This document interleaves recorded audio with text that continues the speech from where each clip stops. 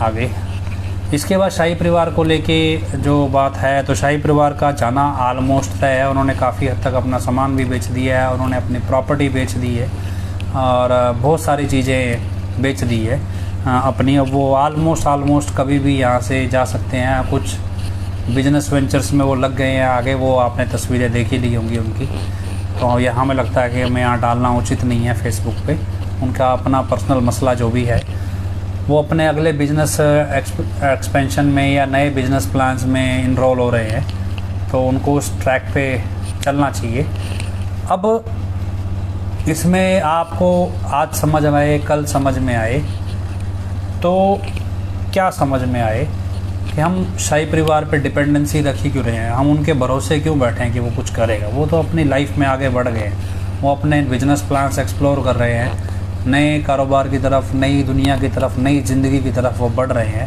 हम जो उनसे उम्मीद कर रहे हैं कि वो सड़क पर उतरेंगे या कोर्ट में उतरेंगे या हजूर पिताजी के इंसाफ के लिए लड़ेंगे, उन्हें इंसाफ दिलाने के लिए, तो वो आप उम्मीद करना, मुझे लगता है अब आपको समझ आ चुका होगा और आपको ये भी अफसोस हो रहा होगा कि हमने एटलीस्ट ये 5 साल लगभग उनके भरोसे क्यों निकाले कि वो कुछ करेंगे।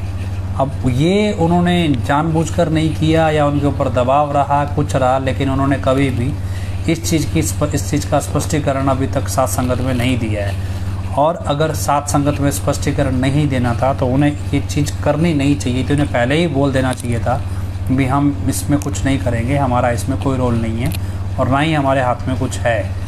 लेकिन क्या है कि उम्मीद और उसके अलावा जो झूठी चिट्ठियाँ चलाई गई, वो चिट्ठियाँ भी क्योंकि माताजी की तरफ से उनका नाम ज़्यादा प्रमुखता से आगे लाया गया और शाही परिवार का नाम रख के ये परोसी गई।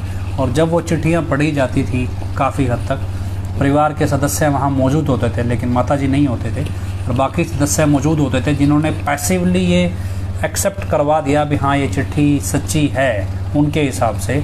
लेकिन आज जब उनसे ये सवाल पूछते हैं तो वो चिट्ठी के सवाल के जवाब में चुप्पी धार लेते हैं भी नहीं, हमें इस बारे में कोई कमेंट ही नहीं करना है। तो अब आज क्या है क्या नहीं है उनके मन में मालूम नहीं। बाहर जाके वो यहाँ से बाहर निकलेंगे, क्या उन पर दबाव कम होगा या नहीं होगा, बाहर जाके वो कोई स्टेटमेंट देंगे या नहीं देंगे, इंडिया में रहेंगे विदेश में रहेंगे, कोई आइडिया नहीं है। हर किसी की अपनी अपनी थ्योरी है।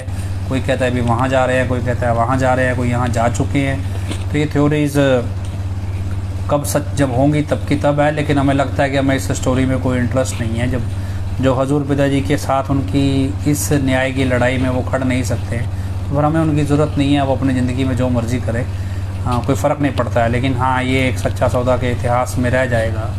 में संतों का सगा उनका अपना परिवार भी नहीं हुआ। एक स्टेज पे ये इतिहास लिखा जाएगा जब भी, तो ये बात ज़रूर लिखी जाएगी। अब ये चीज़ें, कुछ चीज़ें आपको और बताते हैं भी आप कैसे आपको लगे, क्योंकि बहुत सारी चीज़ें आपके दिमाग में प्लांट की जाती हैं भी हजूर पिताजी कुछ है ही नहीं। अभी अचानक से थोड़े दिन पहले एक नाम चर्चा में अरदास लगाई जा रही है, परम पिताजी के चरणों में अरदास करते हैं भी हजूर पिताजी वापस आए। प्रॉब्लम ये है कि आपको ना तो परम पिताजी पे भरोसा है ना हजूर पिताजी पे भरोसा है। नौटंकी करवा लो, चाहे कहने को भंगीदास बने हुए हैं इतने सालों से, और समझ एक अक्षर नहीं आया, कभी सुना तो है नहीं, चापलूसी की है। एक टाइम था, एक ऑफिसर आया डेरे में, बहुत बड़ा ऑफिसर था और मेरी बड़ी अच्छी मित्रता हुई। हालांकि अब वो रिटायर है, लेकिन बड़ी अच्छी मित्रता हुई।